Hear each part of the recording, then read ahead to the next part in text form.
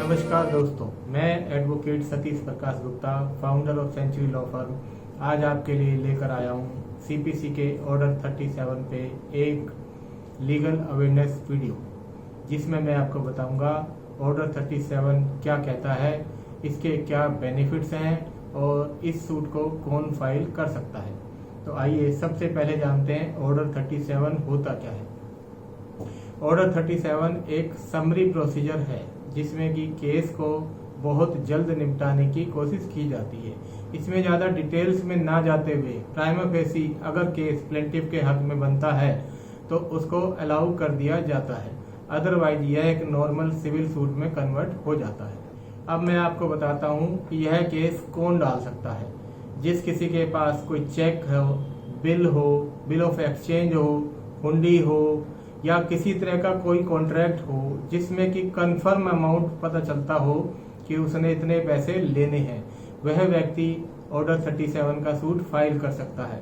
इसमें एक बात याद रखने योग्य है, यदि आपके पास चेक था और आपने 138 का सूट फाइल कर दिया था, तब भी आप ऑर्डर 37 का सूट पैरेलली डाल सकते हैं।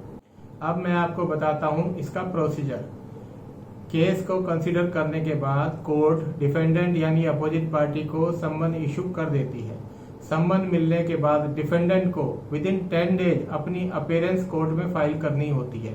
उस अपीयरेंस में उसे यह मेंशन करना होता है कि उसे यह नोटिस कब मिला और उसका प्रेजेंट एड्रेस क्या है, ताकि कोर्ट फ्यूचर कोई भी कम्युनिकेशन करे तो उसी एड्रेस पे करे।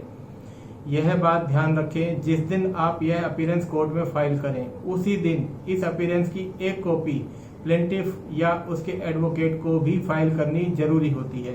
यदि आप ऐसा नहीं करते हैं तो केस आपके अगेंस्ट भी डिसाइड हो सकता है।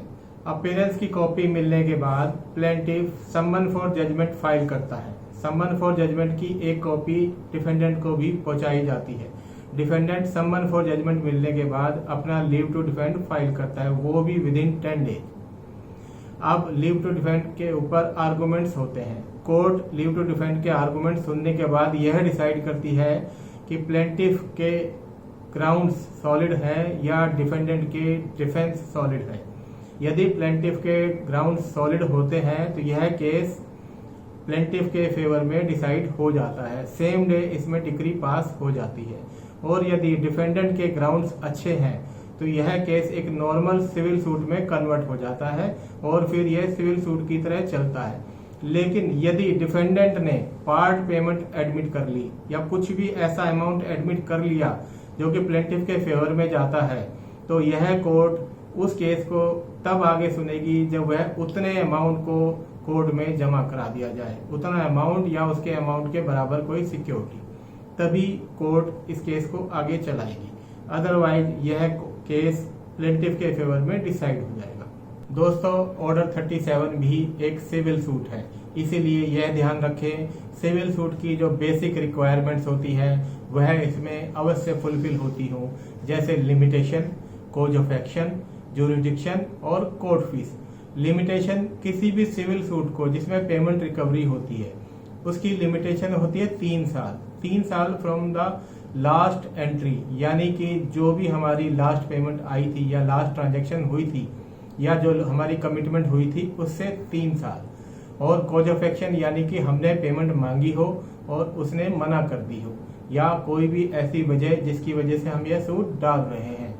ज्यूरिडिक्शन, 2 तरह का ज्यूरिडिक्शन हमेशा चेक करना होता है, एक टेरिटोरियल ज्यूरिडिक्शन और दूसरा पेक्यूनरी ज्यूरिडिक्शन।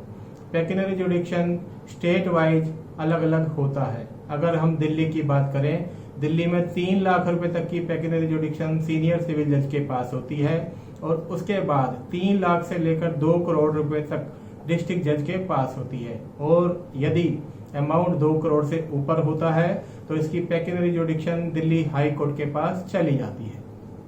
टेरिटोरियल ज्यूरिडिक्शन से मतलब है यह घटना जहां घटी हो, यानी कि पार्ट या फुल कॉज ऑफ एक्शन जहां जिस ज्यूरिडिक्शन में हुआ हो वहां पर या डिफेंडेंट जहां पर रहता हो वहां पर। और लास्ट है कोर्ट फीस।